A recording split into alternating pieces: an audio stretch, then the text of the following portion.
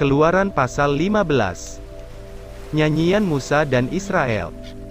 Ayat 1, pada waktu itu Musa bersama-sama dengan orang Israel, menyanyikan nyanyian ini bagi Tuhan, yang berbunyi, "Baiklah aku menyanyi bagi Tuhan, sebab ia tinggi luhur, kuda dan penunggangnya dilemparkannya ke dalam laut.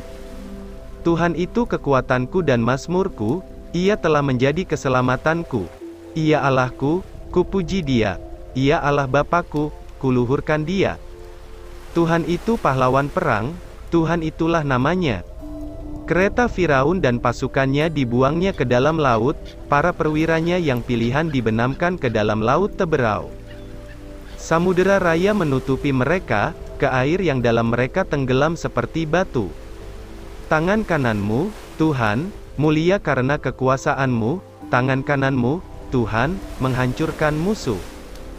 Dengan keluhuranmu yang besar engkau meruntuhkan siapa yang bangkit menentang engkau, engkau melepaskan api murkamu, yang memakan mereka sebagai tunggul gandum. Karena nafas hidungmu segala air naik bertimbun-timbun, segala aliran berdiri tegak seperti bendungan, air bah membeku di tengah-tengah laut. Kata musuh, aku akan mengejar, akan mencapai mereka, akan membagi-bagi jarahan.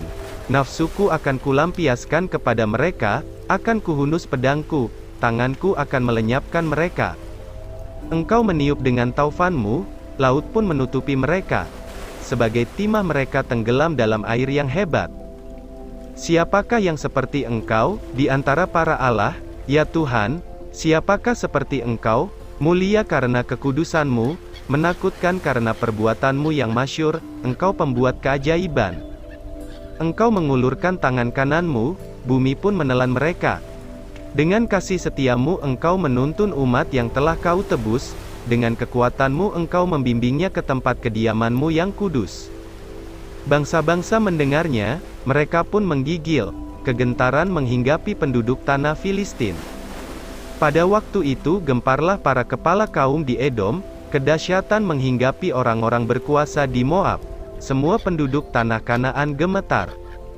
Ngeri dan takut menimpa mereka, karena kebesaran tanganmu mereka kaku seperti batu, sampai umatmu menyeberang, ya Tuhan, sampai umat yang kau peroleh menyeberang.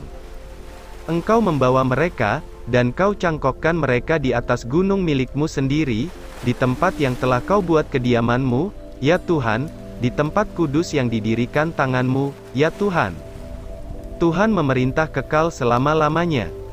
Ketika kuda Firaun dengan keretanya dan orangnya yang berkuda telah masuk ke laut, maka Tuhan membuat air laut berbalik meliputi mereka, tetapi orang Israel berjalan di tempat kering dari tengah-tengah laut. Lalu Miriam Nabiah itu, saudara perempuan Harun, mengambil rebana di tangannya, dan tampillah semua perempuan mengikutinya memukul rebana serta menari-nari. Dan menyanyilah Miriam memimpin mereka. Menyanyilah bagi Tuhan, sebab ia tinggi luhur. Kuda dan penunggangnya dilemparkannya ke dalam laut. Di Mara dan di Elim. Ayat 22, Musa menyuruh orang Israel berangkat dari laut teberau, lalu mereka pergi ke padang gurun Syur. 3 hari lamanya mereka berjalan di padang gurun itu, dengan tidak mendapat air. Sampailah mereka ke Mara, tetapi mereka tidak dapat meminum air yang di Mara itu, karena pahit rasanya. Itulah sebabnya dinamai orang tempat itu Mara. Lalu bersungut-sungutlah bangsa itu kepada Musa, kata mereka, apakah yang akan kami minum? Musa berseru-seru kepada Tuhan, dan Tuhan menunjukkan kepadanya sepotong kayu. Musa melemparkan kayu itu ke dalam air, lalu air itu menjadi manis. Di sanalah diberikan Tuhan ketetapan-ketetapan dan peraturan-peraturan kepada mereka, dan di sanalah Tuhan mencoba mereka.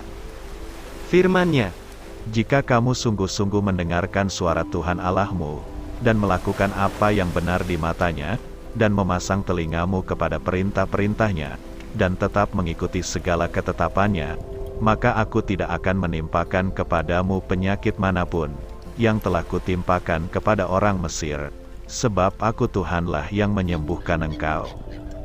Sesudah itu sampailah mereka di Elim, di sana ada 12 mata air, dan 70 pohon korma, lalu berkemahlah mereka di sana di tepi air itu.